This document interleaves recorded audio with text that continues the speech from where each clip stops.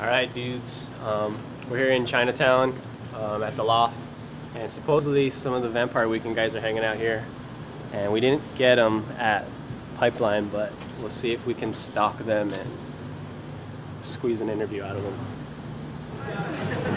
Hopefully it'll be here.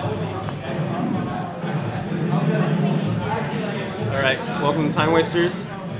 This is Chris from Vampire Weekend, and we're hanging out here at the Loft in Honolulu, Chinatown. Chris, I'm not here to deconstruct your music. Everybody knows that's great. It's awesome jams. That's the genre that I would claim it as. It's good jams, yeah. And definitely the music is definitely very rhythm-based, and the drums are definitely a major part into that. Like, what are some of your influences as a drummer? That's really hard to say. I think we all kind of came up with the drum beats. Because when the first two practices, I was actually the guitar player. Oh, really? Are you better? Better than Ezra? I think at this point, probably not. Okay. But I think when we started, probably yes. Okay. But we couldn't find a drummer, so it just kind of was like, well, I could play these couple beats, so I'll just try it out.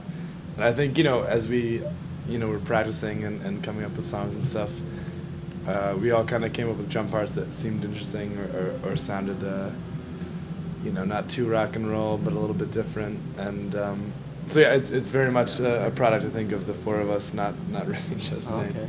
Are you? Does it start with the drum beat? Does it start with the drum beat? It depends. Some stuff. A song like A-Punk, we kind of wrote that.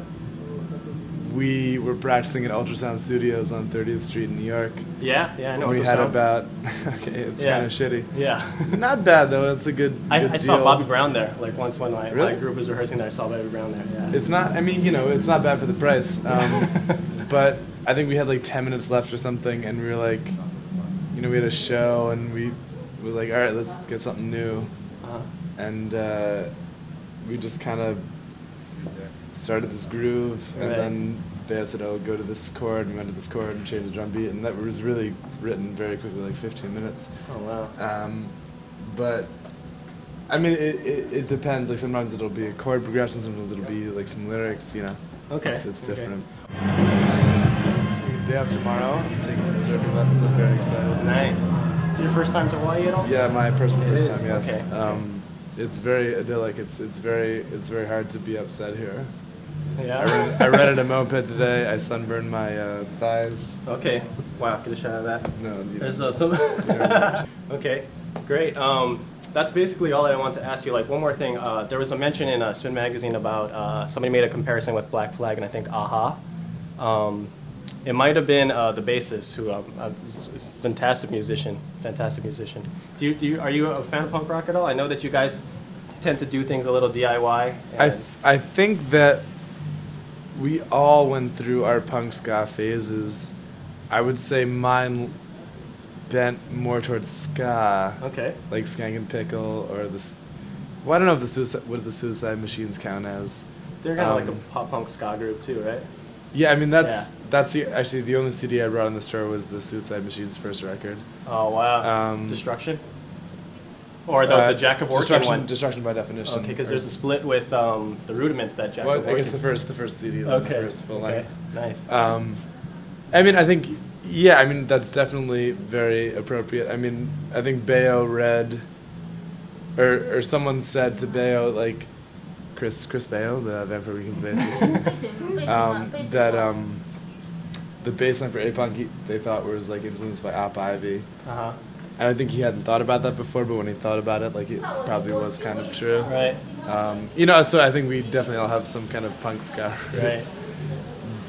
Right. Maybe not necessarily visually, but it's definitely music. Right. Hawaii definitely has a strong ska and traditional ska. Definitely, it seems like a lot of. Because it's Real dance Big music. Fish. Real Big Fish was playing here last year. It's dance music, yeah. Yeah, I think we want to play dance music. I think a lot of ska bands do. Not that we're necessarily a ska band, but Yeah. One more thing, if I could add, is it irritating having to define or do you feel like you have to defend yourself? Or you're like, we're just writing jams. Like that's at the end of the day, is that or is it? Do you mind having to explain that you guys are doing something different and people are liking it? I mean, I don't know. Funky question.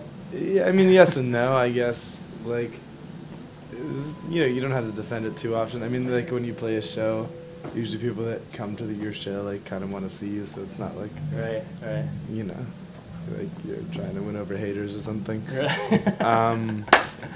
I mean, I don't know. Yeah, it seems like people are so hell bent on like having to like whittle things down to like these specific words, you know, and like with you guys, you're definitely something else, you know what I mean? I think kind of part of the idea of the band starting was you know, not being a typical rock and roll band. Right. So if people have trouble with it, Mm-hmm. I think that maybe is kind of the point. Right on. That's awesome.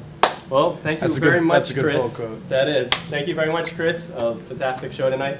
I hope you enjoy your surf lessons tomorrow and the rest of the night. Yeah, dude. Thank you very much. All right.